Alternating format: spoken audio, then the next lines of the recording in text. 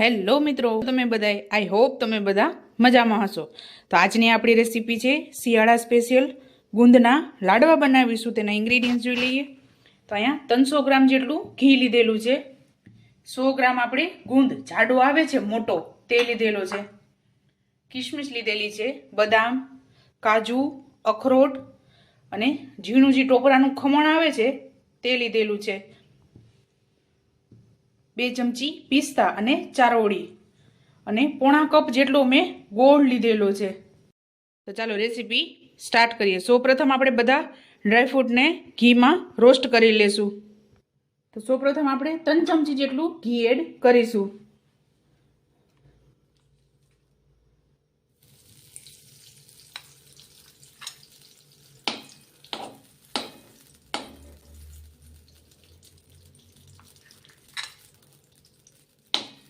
અહીંયા મેં ઘરનું જ ઘી લીધેલું છે, જે ઘરે બનાવીએ છીએ તે જ ઘીનો હું યુઝ કરું છું। ઘીને આપણે ગરમ થવા દેશું।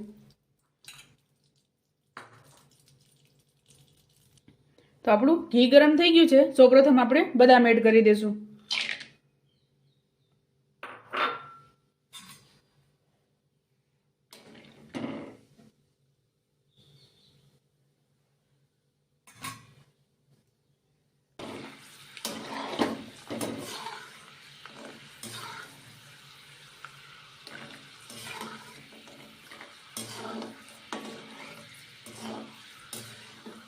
તો આપણે આ ગોલ્ડન બ્રાઉન થઈ ગયા છે, તો આને કાઢી લેશું આપણે।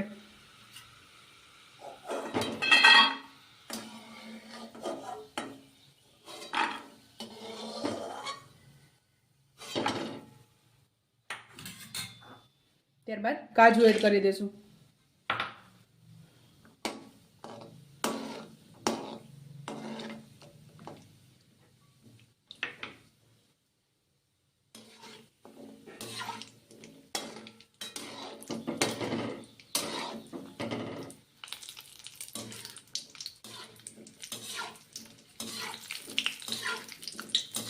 તો આપણે ગોલ્ડન બ્રાઉન થઈ ગયા છે કાજુ, તો કાઢી લેશું આપણે।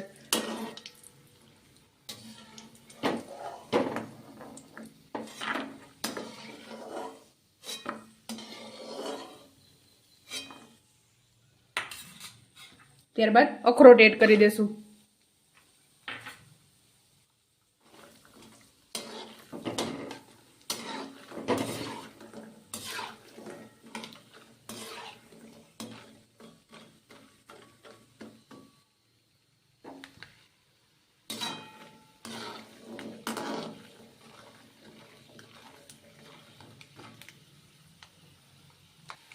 તો અખરોટને આપણે ગોલ્ડન બ્રાઉન કરવાના છે। તો આ રેડી થઈ ગયા છે, તો કાઢી લેશું।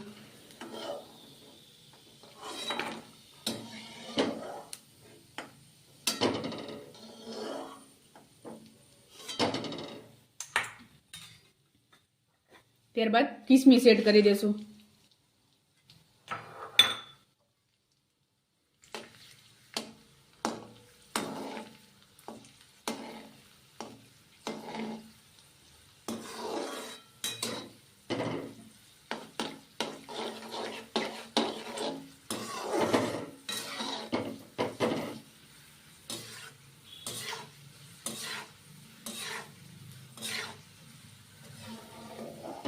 તો આપણે આને કાઢી લેશું।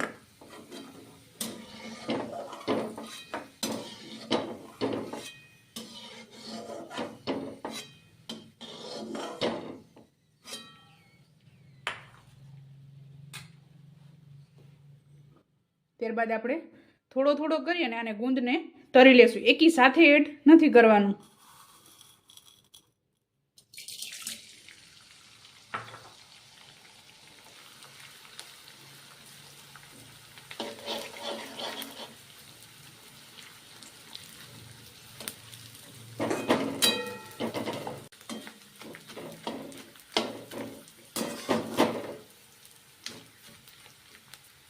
તો આ જ રીતે આપણે બધા ગુંદને તરી લેશું।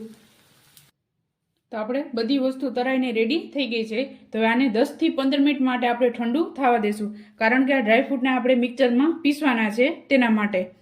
તો ગુંદ ને આ બધું આપણે એકદમ ઠંડુ થાય ત્યારબાદ આપણે પીસી લેશું। આ રીતે મીડિયમ ગેસ ઉપર ગોળને ઓગળવા દેશું.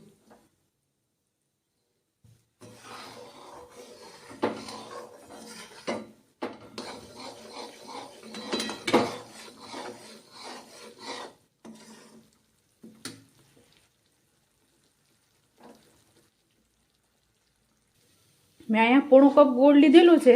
તમારી મીઠાશ અનુસાર તમે ગોળ એડ કરી શકો છો. જો તમે વધારે ખાતા હો તો તમે વધારે એડ કરી શકો છો, નકર પોણો કપ તો આપણે ગોળ જોશે જ.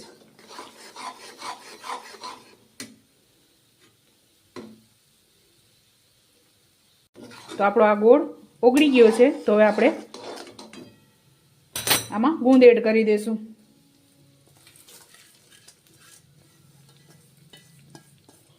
ગેસને મેં બંધ કરી દીધો છે.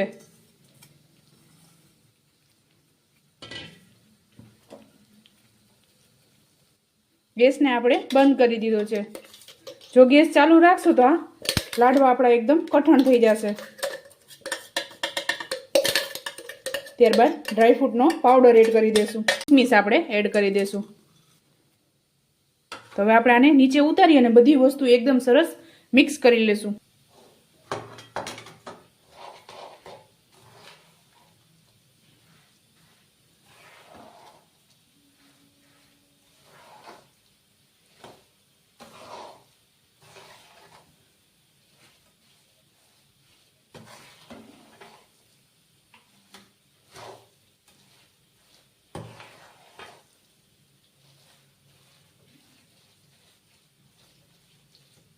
ત્યારબાદ આ ટોપરાનું ઝીણું ખમણ એડ કરી દઈશું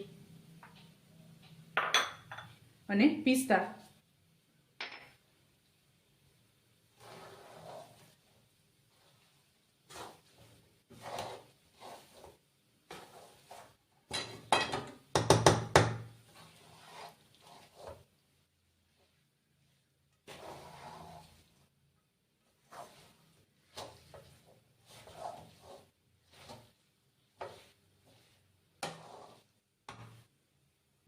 તો આપણી આ બધી એકદમ સરસ મિક્સ થઈ ગઈ છે. તો હવે આપણે આના લાડવા વારી લેશું. થોડુંક ઠંડુ થાય ત્યારબાદ આપણે લાડવા વારી લેશું.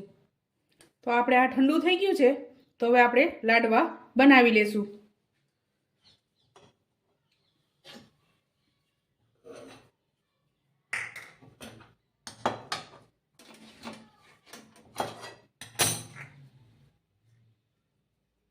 હું આ રીતે શેપ આપીને લાડવા બનાવું છું. તમારે ગોળ લાડવા બનાવો તો તમે ગોળ લાડવા પણ બનાવી શકો છો.